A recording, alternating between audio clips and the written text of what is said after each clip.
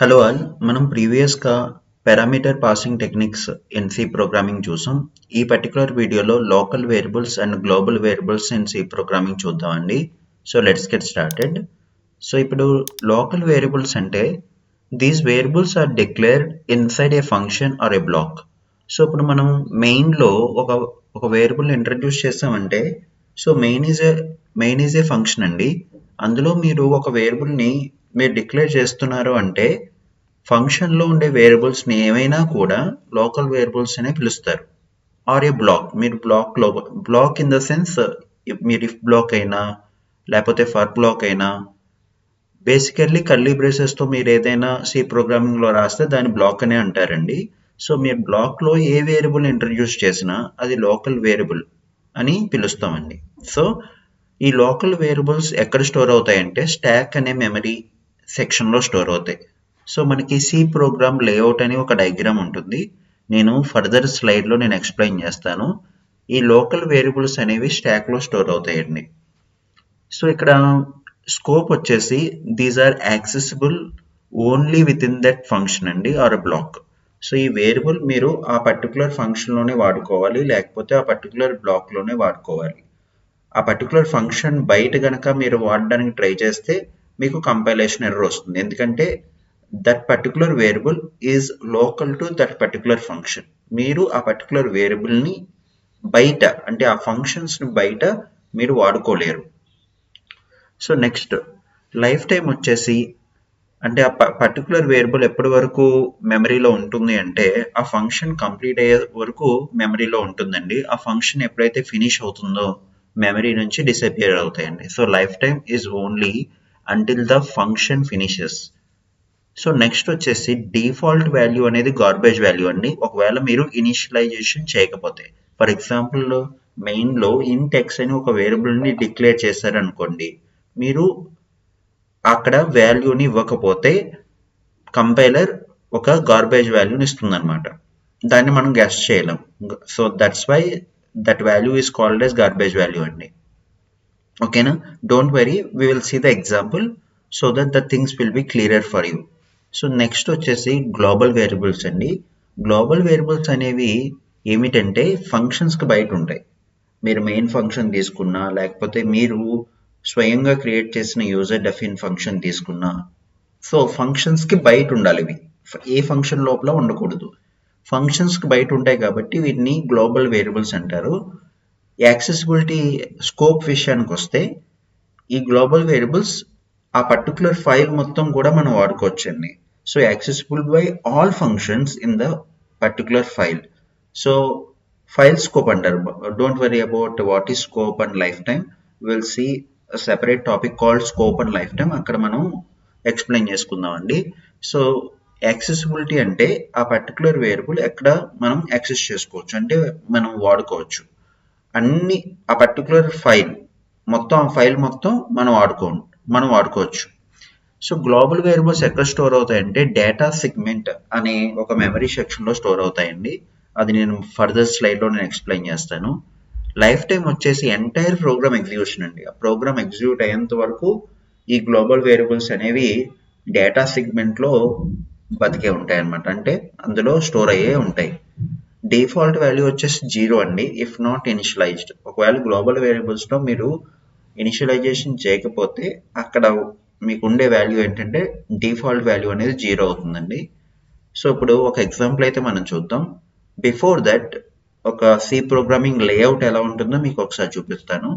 So this is called C programming layout అండి. So ఇందులో కొంచెం డేటాని మీరు పట్టించుకోవద్దు. We're only concerning about local and global variables as of now. ఇక్కడ మీకు స్టాక్ అని ఒక మెమరీ ఏరియా ఉంటుందండి, హీప్ అని ఒక మెమరీ ఏరియా ఉంటుంది. ప్రస్తుతానికి హీప్ గురించి మనం మాట్లాడుకోవడం లేదు. అండ్ డేటా సెగ్మెంట్, ఇక్కడ ఇనిషియలైజ్డ్ డేటా అన్ఇనిషియలైజ్డ్ డేటా అని రెండు ఉన్నాయండి. ఈ రెండింటిని డేటా సెగ్మెంట్ అని పిలుస్తారు. సో గ్లోబల్ వేరియబుల్స్ కనుక మీరు ఇనిషియలైజేషన్ చేయకపోతే డేటా సెగ్మెంట్లో అన్ఇనిషియలైజ్డ్ డేటా అనే ఒక పర్టికులర్ బ్లాక్లోకి వెళ్ళి స్టోర్ అవుతాయి. ఎందుకంటే మీరు ఇనిషియలైజేషన్ చేయలేదు కనుక అక్కడ 0 కింద ఇనిషియలైజేషన్ చేస్తాయి. ఇక్కడ చూడండి, ఇనిషియలైజ్డ్ టు 0 ఎట్ రన్ టైంలో మీకు 0 అనేది ఇస్తుంది అనమాట కంపైలర్. ఒకవేళ గ్లోబల్ వేరియబుల్స్లో మీరు వాల్యూ కనుక ఇస్తే అది ఇనిషియలైజ్డ్ డేటాలోకి వెళ్తుంది. ఆ పర్టికులర్ వాల్యూ మీరు ఏదైతే ఇచ్చారో ఆ వాల్యూ అక్కడ ప్లేస్ అవుతుంది అనమాట.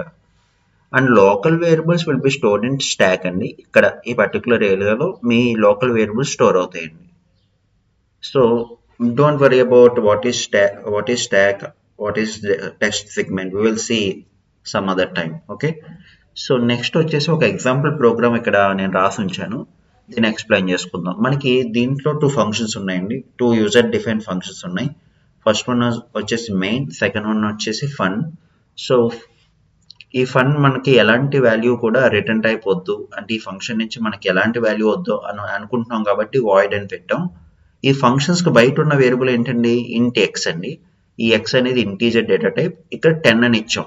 అంటే మీరు ఇనిషియలైజేషన్ చేస్తున్నారు కాబట్టి ఎక్కడ స్టోర్ అవుతుంది, డేటా సెగ్మెంట్లో ఇనిషియలైజ్డ్ డేటాలో స్టోర్ అవుతుంది. ఒకవేళ మీరు అక్కడ ఇంట్ ఎక్స్ అని వదిలేశారు అనుకోండి, అప్పుడు అది అన్ఇనిషియలైజ్డ్ కదా, అప్పుడు అక్కడ ఎక్కడ స్టోర్ అవుతుంది, అన్ఇనిషియలైజ్డ్ డేటాలో స్టోర్ అవుతుంది.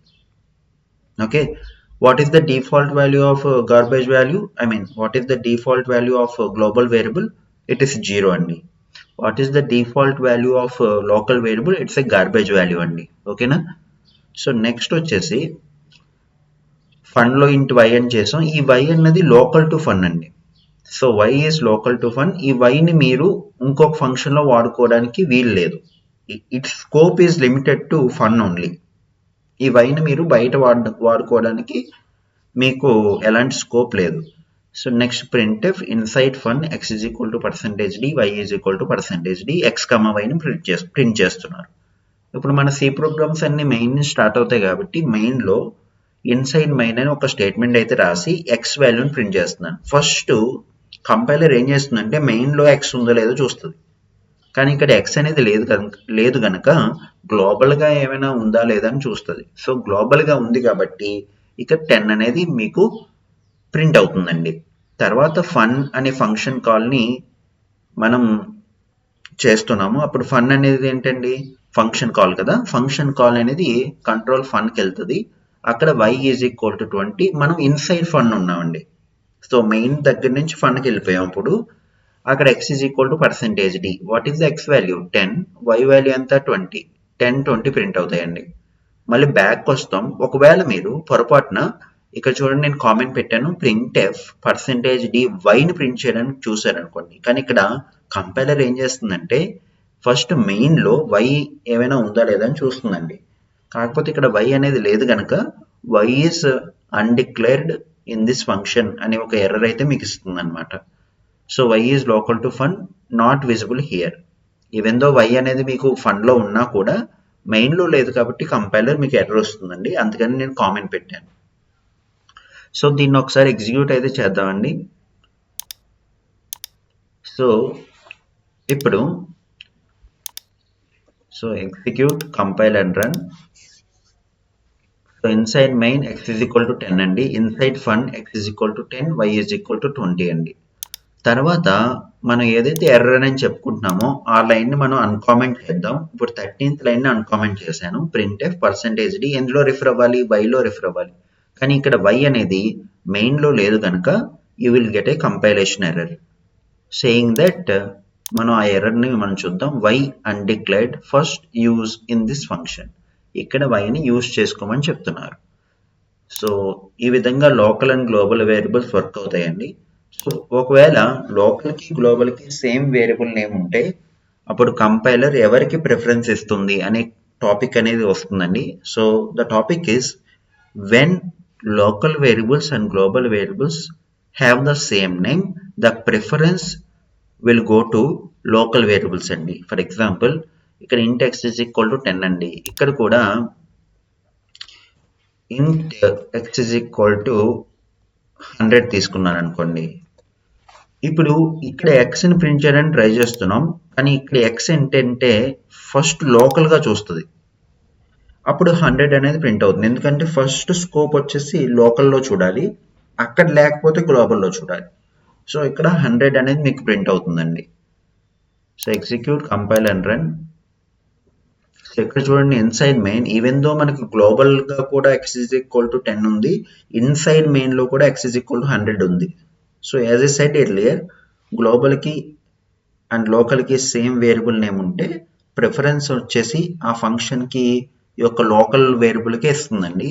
ఇక్కడ x = 100 ఈ విధంగా మీకు ప్రింట్ అవుతాయండి. So that's it for local and global variables. I will see you in my next video. Thank you so much.